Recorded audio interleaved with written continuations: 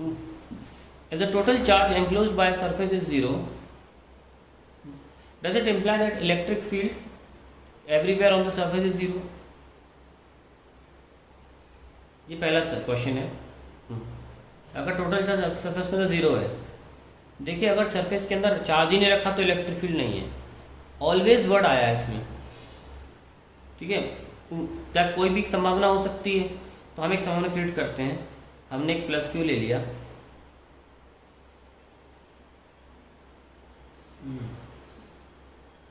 तो यहाँ पे माइनस चार्ज इंड्यूस हो गया, तो इस सरफेस के अंदर नेट चार्ज जीरो है, उसके बावजूद भी बाहर इलेक्ट्रिक फील्ड है। ये देख लीजिए प्लस क्यू यहाँ आ जाएगा, तो यानी कि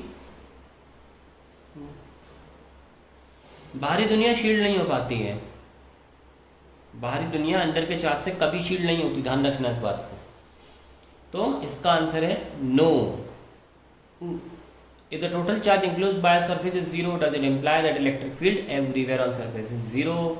The answer is no. Even the total charge zero था, surface पे electric field I due to induction effects. अब conversely पूछ रहा उल्टा, ये भी NCERT एग्जामिनर का क्वेश्चन है। If the electric field everywhere on a surface is zero, अगर surface पे electric field zero, does it imply that net charge inside is zero? Let us see. अगर सरफेस पे इलेक्ट्रिक फील्ड ही नहीं है, कोई line नहीं है, तो अगर लाइन नहीं है तो चार्ज भी तो नहीं होगा। तो अगर सरफेस पे चार्ज नहीं है, क्योंकि कंडक्ट, ठीक है,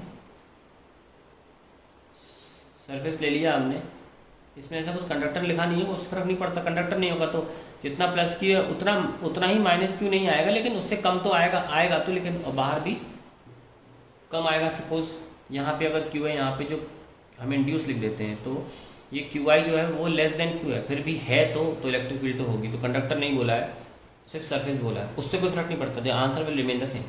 ना वो कह रहे हैं कि सरफेस पे कोई इलेक्ट्रिक फील्ड नहीं है, इलेक्ट्रिक फील्ड होती ही चार्ज की वजह से है। तो अगर कहीं इलेक्ट्रिक फील्ड नहीं है तो इसका मतलब है शर्तिया इलेक्ट्रॉन भी नहीं होगा या चार्ज भी नहीं होगा या सरफेस पे। अगर सरफेस पे नहीं है तो अंदर भी नहीं हो सकता, इनर सरफेस पे। ऐसा नहीं हो सकता कि एक ही तरफ चार्ज लाई करे, नॉट पॉसिबल। और उसके बाद जब अंदर इंड्यूस नहीं हुआ तो यहाँ पे भी कोई चार्ज नहीं रखा था 100%। इट इज़ इम्पॉसिबल कि अंदर चार्ज हो, अंदर कोई चार्ज ना हो, फिर भी सेंटर पे चार्ज आ जाए। इंडक्शन चाहे मेटल हो चाहे नॉन मेटल हो, सब में होता है, थोड़ा वक्त तो आएगा ही। लेकिन अब बाहर नहीं है, अंदर नहीं है, तो अंदर भी चार्ज होना पॉसिबल नहीं है। तो इसका आंसर भी क्या है? इसका आंसर येस है।